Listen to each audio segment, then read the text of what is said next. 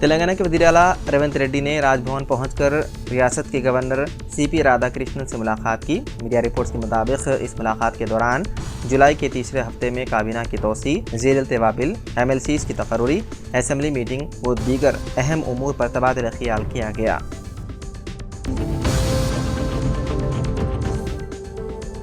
तेलंगाना की साबिक वज़ीर व BRS लीडर सबिता इंदिरा रेड्डी ने पार्टी की तब्दीली से मुतालिक इत्तलात को अफवाहें करार दिया। उन्होंने सोशल मीडिया के मुख्तलिफ प्लेटफॉर्म्स पर जारी उन खबरों की मजम्मत करते हुए उनको गैर दुरुस्त करार दिया। उन्होंने कहा कि साबिक वज़ीर आला व BRS के सरबराह KCR ने उन्हें पार्टी में मुनासिब ओहदा दिया है, वो पार्टी बदलने का कोई ख्याल नहीं रखती।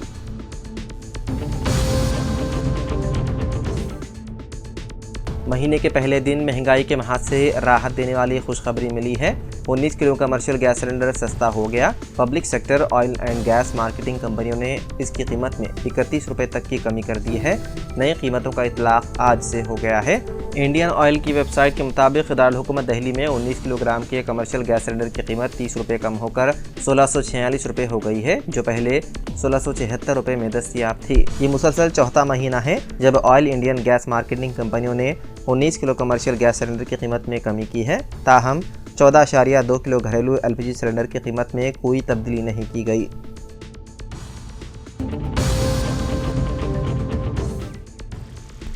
BRS के सरबराह KCR को तेलंगाना हाई कोर्ट से लगा ज़बरदस्त झटका। बरखी कमीशन की तश्कील को मनसूख करने की ख्वाहिश करते हुए उनकी जानिब से दाखिल की गई दरख्वास्त को मुस्तरद कर दिया गया। KCR ने अपनी दरख्वास्त में कहा था कि इलेक्ट्रिसिटी कमीशन की जानिब से एक तरफा रवैया इख्तियार किया गया है। उन्होंने इस पर एतराज़ करते हुए कमीशन को मनसूख करने की ख्वाहिश की थी।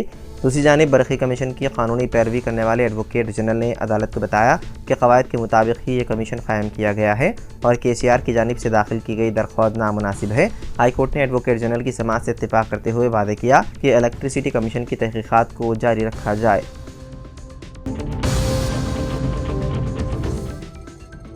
महाराष्ट्र के पुणे के लोनावाला इलाके में भूशी डैम के बैक वाटरफॉल आबशार में इतवार को पानी के तेज़ बहाव में बह जाने वाले 2 बच्चों की तलाश जारी है। इतवार की दोपहर पेश आए इस अफसोसनाक वाक़े में पुणे के सैयद नगर से ताल्लुक़ रखने वाले अंसारी ख़ानदान के चंद अफराद पानी में फंस गए थे, जिनमें 5 अफराद पानी में बह गए थे, जिन्हें मुकामी अफराद और सयाहों ने काफ़ी देर तक बचाने की कोशिश की, लेकिन उन्हें रस्सी और दीगर चीज़ें नहीं मिले जिससे वो उन तक पहुंच नहीं सके। काफ़ी देर तक खातून और कमसिन बच्चे पानी में फंस गए थे और मदद का इंतज़ार कर रहे थे, लेकिन पानी का बहाव इतना तेज़ था कि उन तक पहुँचना मुमकिन नहीं था। बताया जाता है कि यह आबशार जंगल में वाक़ है।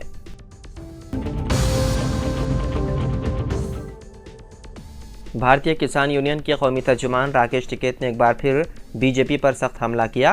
उन्होंने उत्तराखंड में होने वाले असेंबली के ज़मीनी इंतखाबात में आवाम से BJP को वोट ना देने की अपील की। राकेश टिकैत ने मजीद कहा कि किसानों को सोचना पड़ेगा कि किस हुकूमत के तहत सैकड़ों किसानों को शहीद किया गया।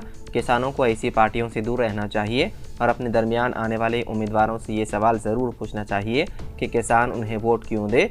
BJP को निशाना बनाते हुए उन्होंने कहा कि ये हुकूमत किसानों की ज़मीनों पर कब्जा करना चाहती है। किसानों को एक बार फिर बड़ी तहरीक चलाने की ज़रूरत होगी। ये हुकूमत सिर्फ किसान मुखालिफ हुकूमत है।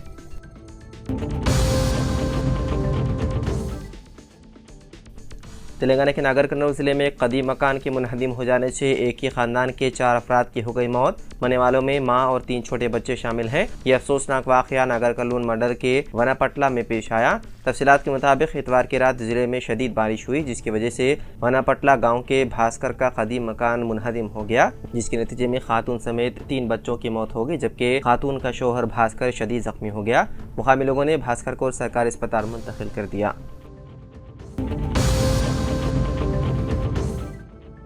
BJP की शिकस्त का सबसे बड़ा सबब पेपर लीक है।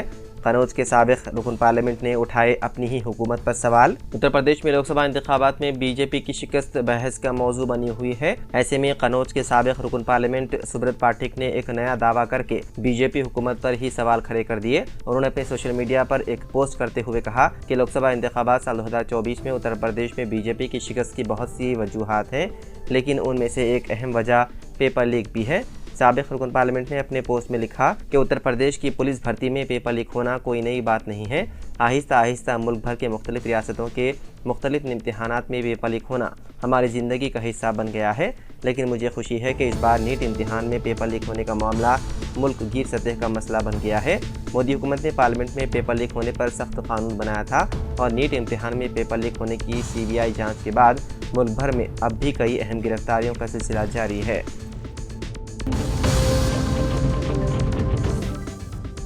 तेलंगाना हुकूमत ने सरकारी स्कूल्स में असातिज़ा की तादाद से मुतालिक और उनके तकर्रुर के ताल्लुक से एक अहम फैसला लिया है।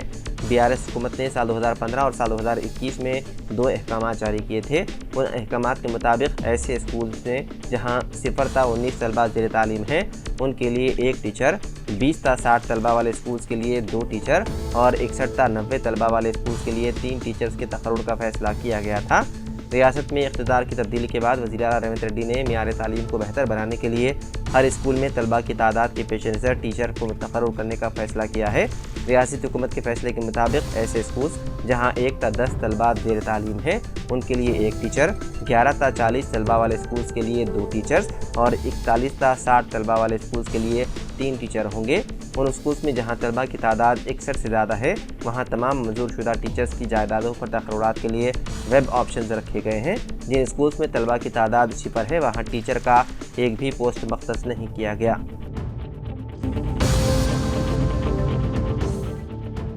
वज़ीर आला रेवंत रेड्डी ने कहा है कि रियासत में तमाम शहरियों के लिए डिजिटल हेल्थ प्रोफाइल कार्ड जारी किए जाएंगे। उन्होंने कहा कि इस इक़दाम का मकसद रियासत के तमाम शहरियों को मुफ्त इलाज व मुआलजे की सहूलत फराहम करना है। उन्होंने कहा कि हुकूमत का मकसद तिब्बी सहूलतों को बेहतर बनाना है। तेलंगाना के हर शहरी को जल्द ही हेल्थ कार्ड जारी किया जाएगा। वज़ीर आला ने कहा कि रियासत में बहुत से लोग आरोग्यश्री से इस्तेफादे के लिए राशन कार्ड का इस्तेमाल कर रहे हैं।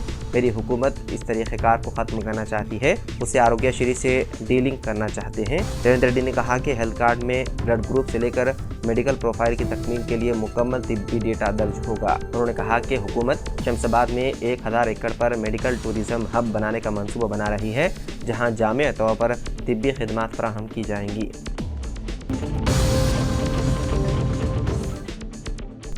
नए सदर प्रदेश कांग्रेस कमेटी के इंतखाब व काबीना की तोसी के लिए मुज़ाकरात का अमल तकरीबन मुकम्मल हो गया। जुलाई के पहले हफ्ते में सरकारी तौर पर ऐलान किए काबिल इम्कानात हैं। वज़ीर आला रेवंत रेड्डी ने 5 दिन तक दिल्ली में क़याम करके एक तरफ जहां मरकज़ी वज़रा से मुलाकात की और रियासत के लिए दरकार फंड स्कीमात की जराई दिफाई अरादियात की हवालगी के लिए नुमाइंदगी की, वहीं दूसरी तरफ सोनिया गांधी, कांग्रेस के कौमी सदर मल्लिकार्जुन खड़गे, कायद opposition Lok Sabha Rahul Gandhi, AICC general secretary Priyanka Gandhi, KC Venugopal व दूसरे कायदी से मुलाकात करके नए सदर प्रदेश कांग्रेस कमेटी के इंतखाबात, वजारत में तोसी, नामजद ओहदों की तक़सीम व दीगर उमूर पर तबादला ख्याल किया।